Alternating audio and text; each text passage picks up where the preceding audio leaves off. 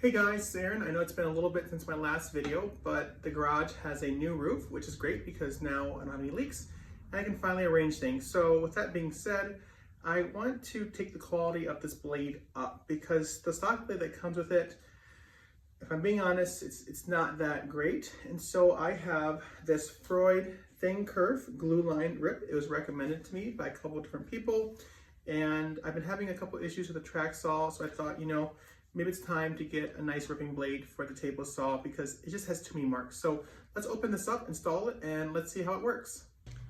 Quick tip, always wear gloves, especially with fresh blades. Now, I thought originally this was the stock blade. It's actually the 24 tooth, which is a ripping blade. The ripping blade, it's okay, but it does leave a lot of machine marks, and I just wasn't very impressed with it. Also, this is a full kerf blade, which means that it's about 1/8 of an inch.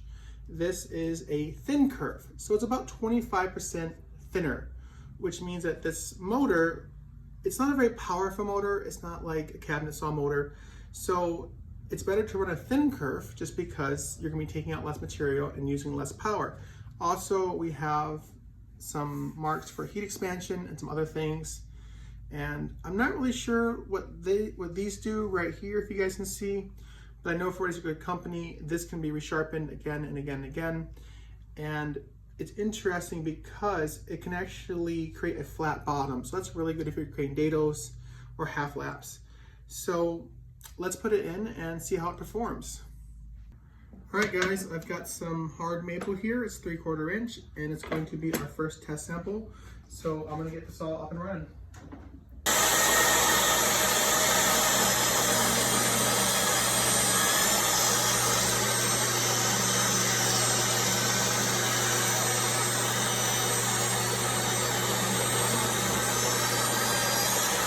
To up the ante, I am going with this thick piece of lumber. I've had to raise the blade quite a bit.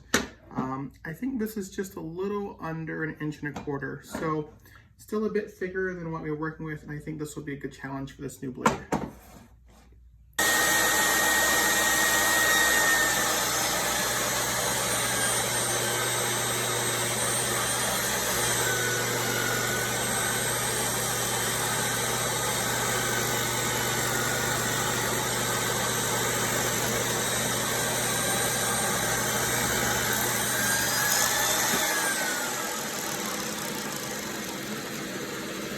So again, it's kind of hard to show exactly here, but still, it's relatively smooth. It's not perfect, I'll say that, but still a pretty good cut. So pushing it through was not too difficult either. Let's see if I can kind of rejoin it. Again, I do think that this can work for glue up. So here's a close-up for you guys. This is not completely coplanar, I was just trying to get it set up quick to show you guys, but these seams are quite tight and I'm not exerting tons and tons of pressure in here, and so they line up nicely, and I think it would lead to a really good glue up. So I think the blade does as advertised. So this is some 3/4 pre-finished maple plywood, and the grain is running this way, so let's see how it does with ripping with the Freud blade.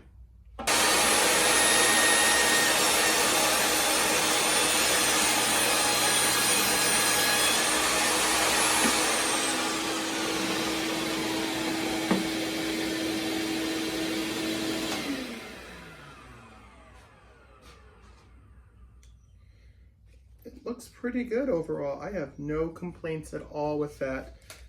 There is no discernible tear out that I can see. So even for plywood, I think it looks good. Now, let me grab a piece where the grain is running this way. So basically a cross cut. Let's see how that performs.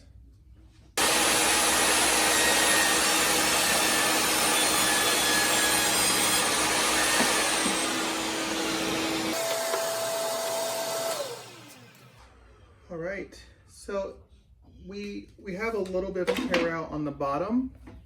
As far as the top, it looks pretty good. So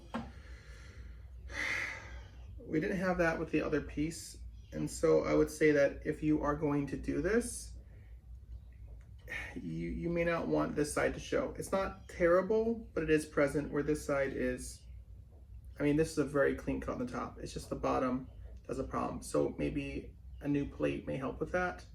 But otherwise, very nice cut. The last test I'm interested in trying is going to be this 2x4. I do like to sometimes rip the corners off and use pine, so it'll be interesting to see how this performs. So let's see here, let's line it up.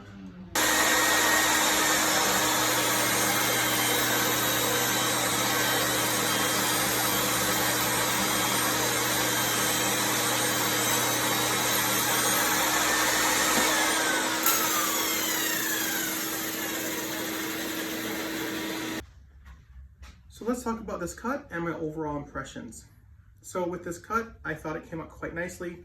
I did not speed up the video, so that's how long it took. This is about 14 or 15 inches long, and it went through quite easily and quite smoothly. So this actually feels quite smooth to the touch. Down here, it's a little more rough, and that could be because of the grain, but overall, it feels quite smooth. I think this would make a great edge to joint. You guys probably saw how this went in there. So that was no bueno. I might look to get a different plate for this, just one that is set for this thickness of blade. But overall, I'm quite happy with the blade. For around $65, I think it's a pretty good price. It's not the cheapest, but you can resharpen it again and again and again. It's a great blade for this type of saw. So if you have a bigger saw, look into going with the full curve. But otherwise, I would totally recommend this at this point. So I'll let you guys know down the road if I don't like it or not. But so far, I mean, it's a big upgrade compared to the stock blade.